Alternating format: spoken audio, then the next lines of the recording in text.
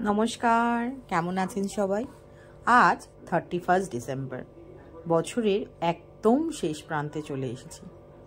সেই শেষ দিনটা সুন্দরভাবে সবার সাথে একটু এনজয় করার জন্য আমাদের পাড়ার কিছু ছেলেরা আয়োজন করেছিল একটা গেট টুগেদার পার্টি।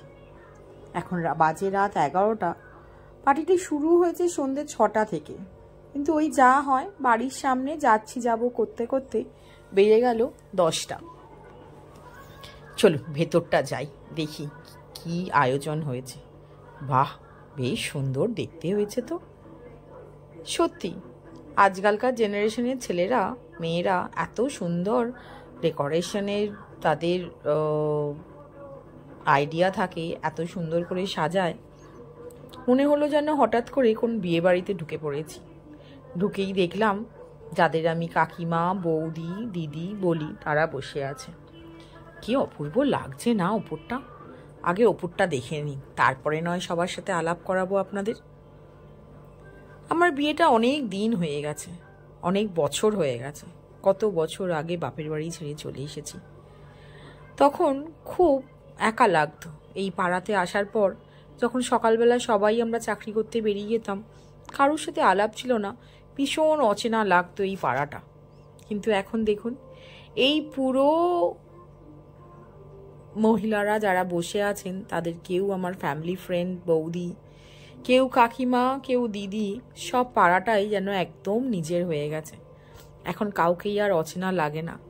মনে হয় এদের সাথে সময় কাটিয়ে যেন আমার দিনটা বেশ ভালো লাগছে। বাহ, একটা সুন্দর স্টেজ করেছেও দেখছি। প্রত্যেক বছরেই করে, যদিও বা গত বছর করে উঠতে পারে না। ওদিকে ডিনারের একটা আয়োজনও হয়েছে, আর যারাই আসছে তাদের আগে স্ন্যাক্সটা দিচ্ছে। এই যে চিকেন পাকোড়া, পাশে আছে বেবিকর্ন, তার পাশে ফিশ চপ ছিল, যদিও বা সেটা শেষ হয়ে গেছে, আর একদম হট কফি। শীতকালে হট কফি খেতে কে না চায় বলুন? আমিও বেশ অনেকবার খেয়ে নিলাম, ভালোই লাগছিল। সন্ধেবেলা, সন্ধে ঠিক নয়, এখন তো বাজে 10টা, একটু কফি খেতে ভালোই লাগছিল। কফি খেয়ে বসলাম আমার সব বন্ধু বান্ধব, কাকিমা, জেঠিমা, বৌদি সবার সাথে। ওদিকে আমাদের আজকে যে হোস্ট, তিনি বাচ্চাদের একটা প্রোগ্রাম বা বাচ্চাদের একটা খেলার জন্য, তাদের এঙ্গেজ রাখার জন্য একটা গেম ভাবছে। যারা সিনিয়র সিটিজেন তারা ততক্ষণে খাওয়া দাওয়া সেরে চলে যাচ্ছে। আসলে রাতও হচ্ছে, তারা আর কতক্ষণ থাকবে? আমাদের পার্টি কখন শেষ হবে তার তো কোনো ঠিক নেই না। তো দেখতে দেখতে ঘুরতে ঘুরতে দেখলাম ওদিকে চেয়ারে একটা বালতিতে জল নিয়ে রাখলো, এবং বুঝলাম বাচ্চাদের ওই জলটার মধ্যে দূর থেকে বল ফেলতে হবে, এবং যে 3বারই ফেলতে পারবে সেভাবে ফার্স্ট প্রাইজ। এরকমভাবে 3বার করে ফেলতে হবে, তবেই ফার্স্ট, সেকেন্ড, থার্ড হবে। সেটাই হোস্টই বোঝাচ্ছেন, এবং বাচ্চারা রীতিমতন চেষ্টাও করে যাচ্ছে তাদের মতন করে। আমি না এখানে কোনো সাউন্ড দিতে পারিনি, তার কারণ কিছু কপিরাইট হয়ে যাওয়ার জন্যই আমি এখানে কোনো সাউন্ড দিইনি। আমার কথাতেই আপনাদের সবাইকে জানাচ্ছি। এই যে শুরু করে দিয়েছে একটি পুচকে ছেলে, দেখা যাক। না, পারল না। দেখি 3বারের বার পারে কিনা।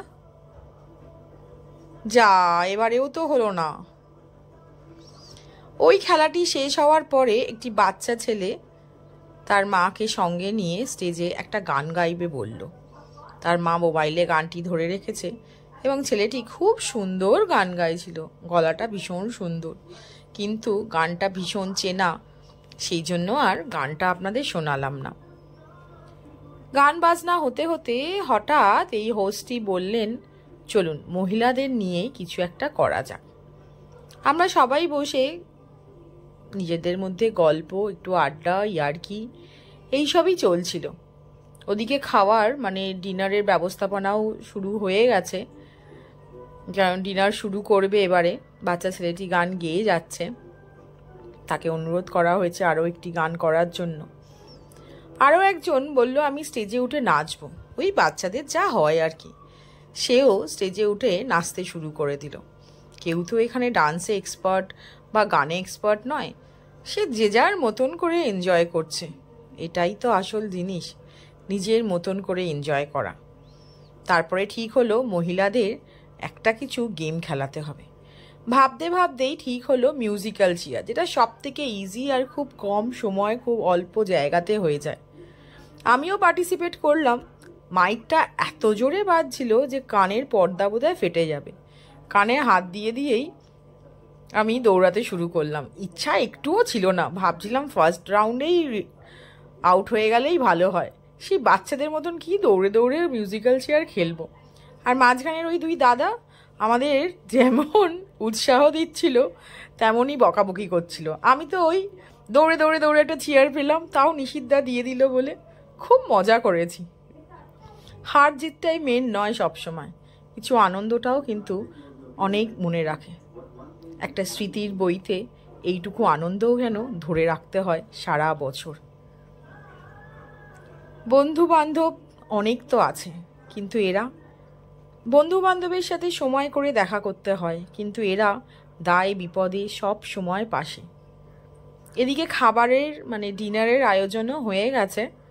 দেখা যাক কি কি খাবার করেছে। ফিশ চপ, এখানে ভেজিটেবল চপও আছে, কাচ্চি বিরিয়ানি, সালাড, আর দেখি কি করেছে। আমি তো আরও দুটো জায়গা আছে দেখছি। ও, দুটো ট্রে ভর্তি কাচ্চি বিরিয়ানি। যদিও বা আমি আজকে খেতে পারবো না। চিকেন কষা, চাটনি, পাঁপড়টা এখনো আসেনি, নতুন গুড়ের রসগোল্লা, নতুন গুড়ের সন্দেশ। বাহ, দারুণ! রাতের খাবার দারুণ হয়েছে। কিন্তু কেউ এখন খাবে না। এখন বাজে 11:15 মতন। আমাদের পাড়ার এই বৌদি ভীষণ ভালো গান গায়, ভীষণ। অনেক অনুরোধ করার পর সে উঠে 2-3টে গান গাইল। স্টেজে উঠতে কিছুতেই চাইলো না, সে আমাদের মাঠ থেকেই গাইলো। তার মেয়েও তাকে একটু হেল্প করছে, মাঠ থেকেই সে গাইলো। তার শরীরটাও খুব একটা ভালো নয়, তবে ওই যা হয়, বহু বছর থাকতে থাকতে আমরা ভীষণ আত্মীয়র মতন হয়ে গেছি। এখন আর না এই পাড়া ছেড়ে অনুষ্ঠান পার্বণ যে কোনো সময় আর যেতে ইচ্ছা করে না বাপের বাড়িতে। মনেই হয় না এটা আমার বোধহয় শ্বশুর বাড়ি, মনে হয় এটাই তো আমার বাপের বাড়ি, এখানেই বোধহয় আমার জন্মস্থান। একের পর এক গান করে যাচ্ছে, আর একজনও স্টেজে উঠে সুন্দর গান করলো। এই বাচ্চা মেয়েটির গলাটা ভীষণ সুন্দর। তারপরেই শুরু হলো, আমরাও আমাদের মতন উত্তাল নাচ শুরু করলাম। কেউ কাকিমা, কেউ বৌদি, কেউ বোন, সব একাকার হয়ে গিয়ে নাচলাম। এখানে কেউ কারোর ভুল ত্রুটি দোষ ধরে না। প্রথম ভাবতাম যে পাড়ার বউ, শ্বশুর শাশুড়ি আছে, কে কী ভাববে, কিন্তু সেটা আমি ভুল ভাবতাম।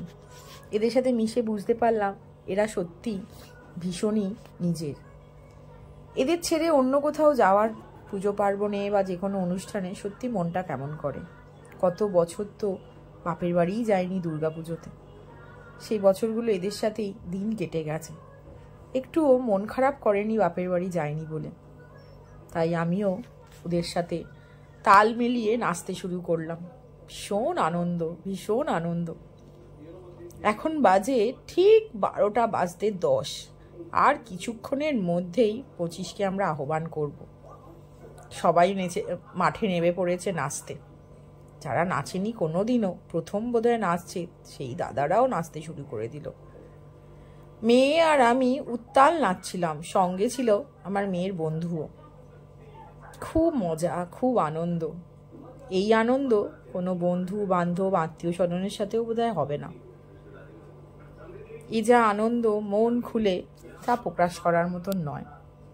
হয়তো এটা খুব বড় হোটেল বা খুব বড় ডিস্কো ডান্স হল নয়, মাঠের মধ্যে একটা নাচ গান, কিন্তু তাতেই আনন্দ অফুরন্ত, যার কোনো তুলনা হয় না। সত্যি সবার মুখে হাসি দেখে, সবার আনন্দ দেখে যেন মন ভরে যায়। 2025কে আমরা এইভাবেই ওয়েলকাম করছি। 2025 সবার স্বপ্ন, সবার আনন্দ, সবার ইচ্ছা, এসে গেছে 2025, 12টা বেজে গেছে। আহ্বান করে নিলাম 2025কে। উত্তাল নাচ, উত্তাল গান, সব কিছু মিলেমিশে খুব আনন্দ হলো। আমরা এবার খাওয়া দাওয়া করব। 12টা 10 এখন। সবার সাথে সবার আলিঙ্গন করে 2025কে আহ্বান করা। আগামী বছরটা সবার যেন ভালো কাটুক, এই কামনা করেই আমি আপনাদের প্রতিও একটা বার্তা দিয়ে দিলাম যে আপনারাও খুব সুন্দর কাটান আগামী বছরটা। চলুন এবার একটু খাওয়া দাওয়া সেরে নেওয়া যাক। দেখতে দেখতে বেজে গেল রাত 1টা। খাওয়া দাওয়া সেরে এবার বাড়ি ফিরব। সবাই ভালো থাকবেন, সুস্থ থাকবেন। নতুন বছরকে আহ্বান করলাম।